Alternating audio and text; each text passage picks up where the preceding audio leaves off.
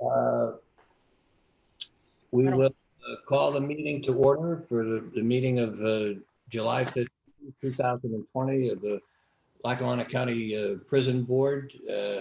I'll ask Commissioner Dominic to start us off with the Pledge of Allegiance, if you will. Pledge allegiance to the flag Flag of the United States of America, and to the republic which stands one nation under God, indivisible, liberty and justice for all.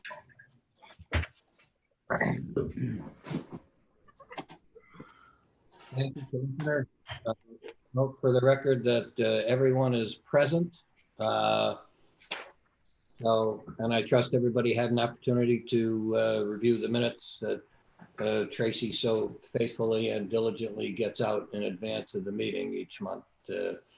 Assuming that's happened, I'll entertain a motion to approve the minutes from the last meeting. Make a motion. I'll second. Okay, on the question? All in favor? Aye. Any opposed? The ayes have it. The June meetings are approved. Tracy, have we gotten anything from any members of the public? I know you sent me a couple of emails that were received before the deadline this morning. But I don't believe that they had anything to do with the items that are specific to the agenda. So you're correct. Yeah, no agenda item questions. Okay. So we'll move on to the first motion, 20-2026, a motion to approve all current payables for the Community Corrections Center and the prison.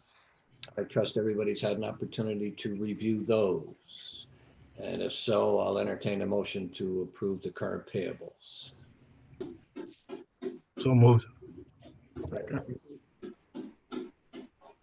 Second. Okay. On the question? All in favor? Aye. Aye. Any opposed? Okay, the ayes have it. So we'll go to the reports. Controller DeBillio, would you give us your report, please? Yes, I will, Judge. For June of 2020, the Controller's Office reviewed the prison inmate and canteen account reconciliations, which were prepared by the Prison Business Office for the month of June 2020, and found no discrepancies between the reconciliations and the bank statements. The balance in the inmate account was $437,362.72 as of June 30th, 2020.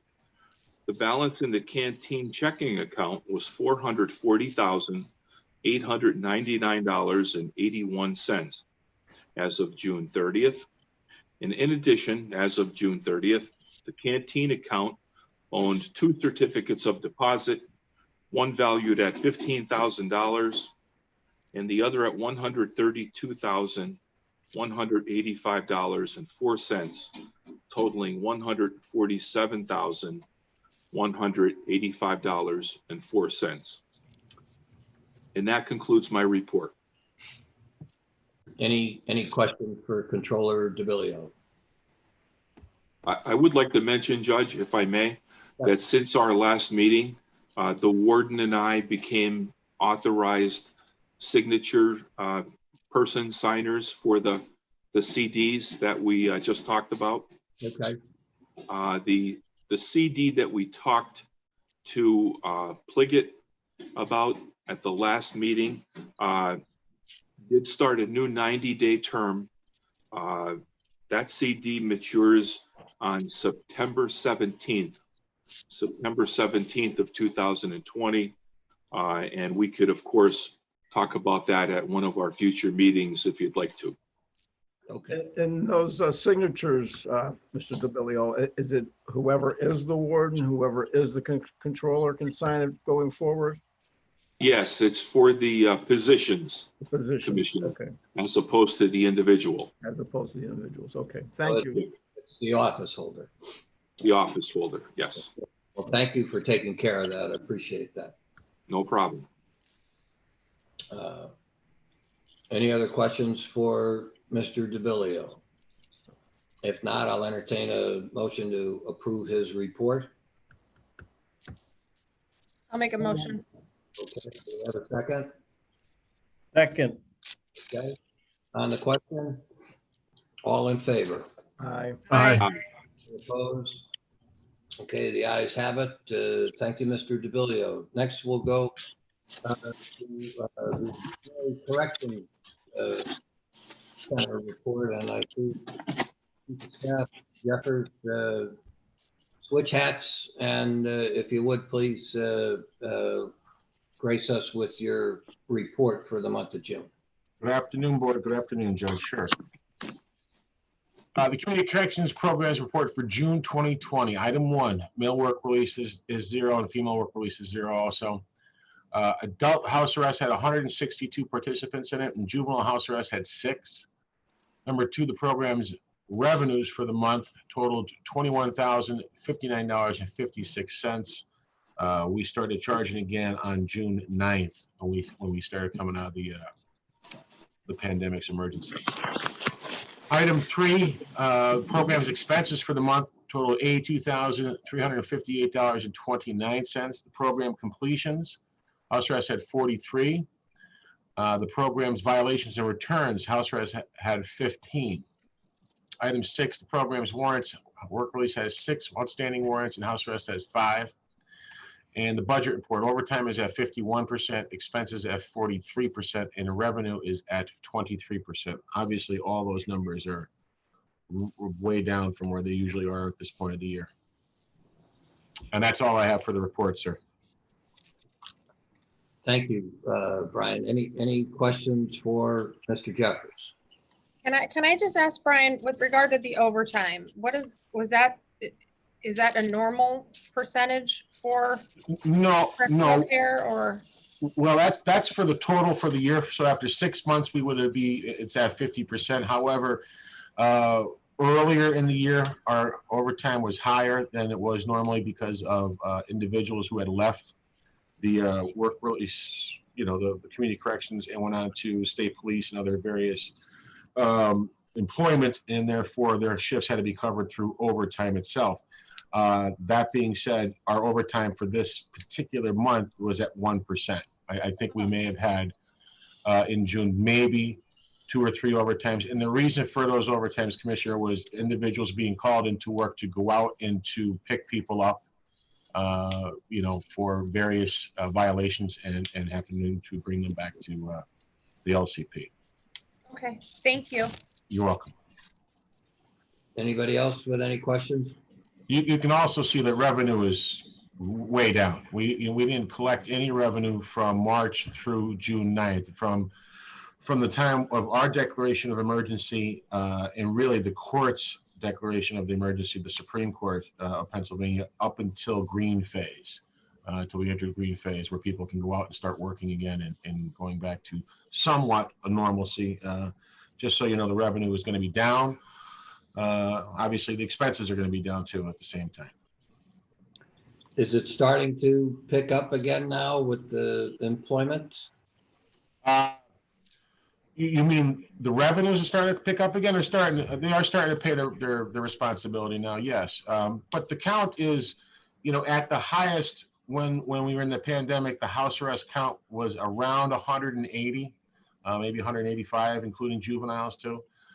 Right now, today, well, as of yesterday, when I was there yesterday morning, it was at 100, not including the juveniles. I don't know how many juveniles are on today, but it's probably in that range between 5 and 6.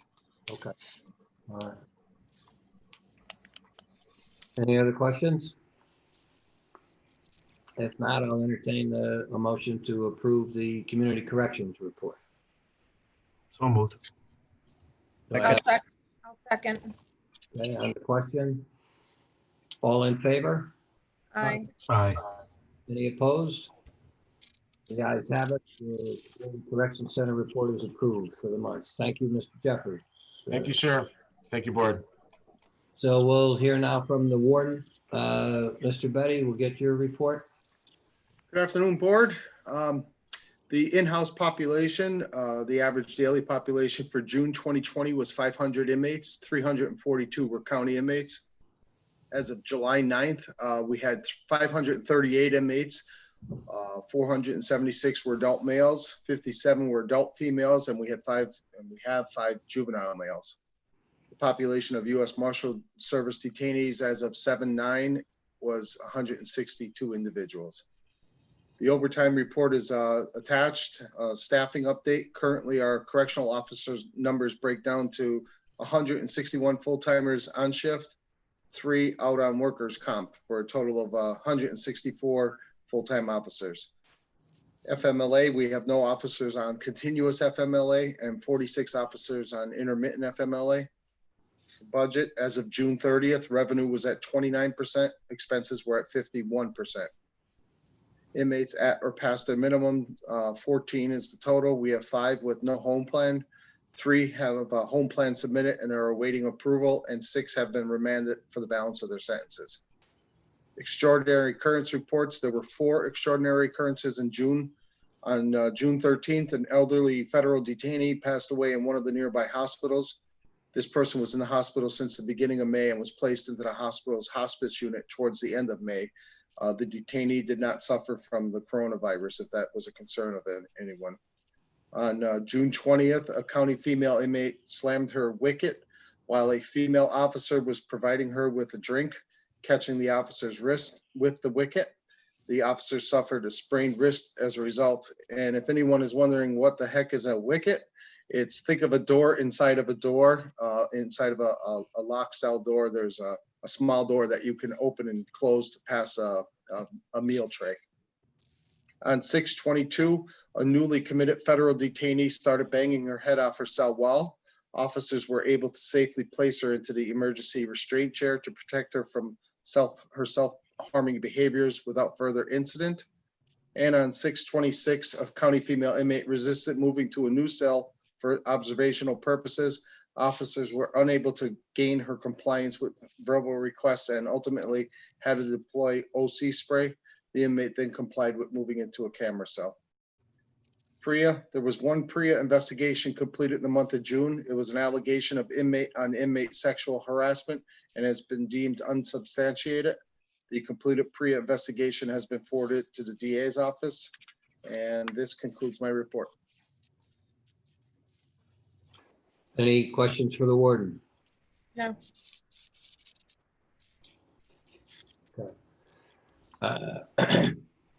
If not, I'll entertain the motion to approve his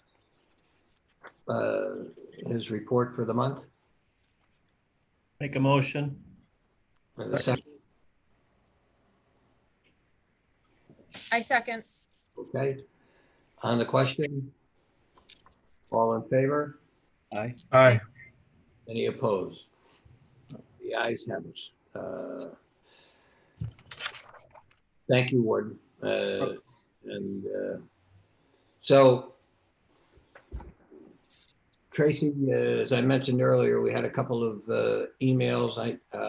You were good enough to send them to me, and I reviewed them. One of them had to do with library services, I think. Yes, And I honestly forget what the other one was. Can you? I'll read that one first. That's from Bev DeBarros. She says, "Dear friends, I bring this email along with background information, hoping you can and will help. The World Book Bank organization provides important books free of charge to inmates. They usually work through the prison chaplain, which of course we don't have. So on my word and description of our previous ability to get such materials into the prison, they are willing, eager even, to send us 2 cartons each of The Purpose-Driven Life by Rick Warren and the Alcoholics Anonymous Big Book. These are small in size, but the complete edition of each. The copies are to be given to the inmate to keep. These boxes would be sent from the publisher directly to the jail to be distributed. I have twice emailed the warden in detail about this generous offer, but so far, no reply. I suggest that every inmate have the opportunity to have one or both of these titles." Tim? Yeah, I could definitely address that. We do have it in our policy and procedure that we accept books, magazines, newspapers, periodicals, etc., as long as they're sent directly from the publisher or Amazon.com. it's just a matter of individuals who request it. In this case here, I apologize. I'll apologize to Bev DeBarros for not getting back to her. I've had kind of a full plate.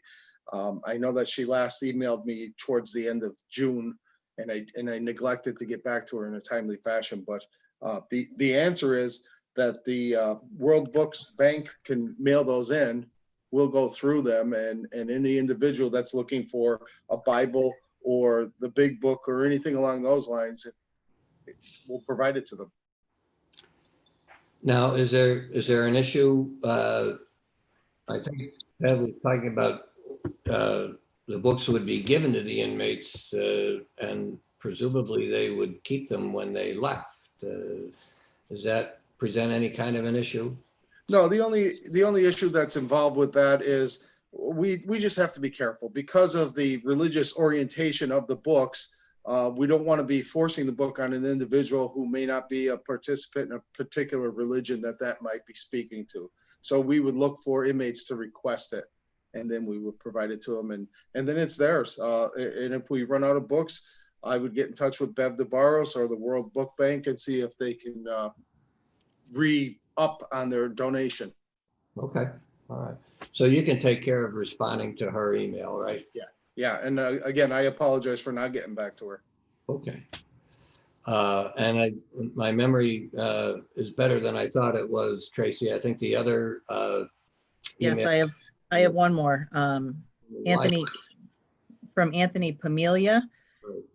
He says, "Dear County officials, as a citizen of Lackawanna County, concerned for all of us, I am following 3 points on behalf of the women prisoners. If the woman is pregnant and in need of counseling and prenatal care, the Scranton chapter of the Pennsylvanians for Human Life offers free services for her and her unborn child. The offices are on the corner of Wyoming Avenue and Linden in Scranton. The telephone number is 570-343-5099. If the pregnant woman is being advised to have an abortion, this is a tragic procedure and is not her only option. The prisoner who has an abortion is burdened with additional thoughts of hopelessness and worthlessness because of it. Our chapter can offer her hope and support to be a joyful mother. We are willing to visit her at the convenience of prison administrators. If the commissioners and prison board members were to budget funds for or permit abortion for prisoners, they would be violating the consciousness of county taxpayers who oppose abortion as an immoral act. All of us pay county taxes to make the county a hospitable place to live. Thank you for your service to our community." And that's it. Okay. I don't have any response to that. I mean, we don't counsel one way or the other with respect to that, as far as I'm aware. And so certainly we appreciate the Pennsylvanians for Human Life reaching out to us, and we'll keep that on file and do with us if the need arises. And that's it in terms of comments from the public, right? That's all. Okay. Anybody on the board have any business they want to bring up? I have an item I want to talk about, but I'll let anybody else go first. Okay. I think, Warden, in one of your comments earlier, you mentioned, the policies. I think it behooves us to, review the policies and procedures from time to time. I'm coming up on, I believe, my 4th anniversary on the board, and so I think it might very well be time to undertake a board review of the policies and procedures. With the advice of our counsel, Mr. Safanelli, involved. So I'll be talking with you, directly, Tim, to, try and get that underway. Okay. Anybody else?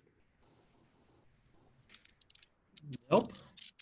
All right, well, I'll entertain a motion to adjourn. This isn't our shortest meeting ever, but it's pretty darn close. I'll make that motion. Do I have a second? Second. Well, we have a second, third, fourth, fifth, and sixth. On the question, all in favor? Aye. Aye. Opposed?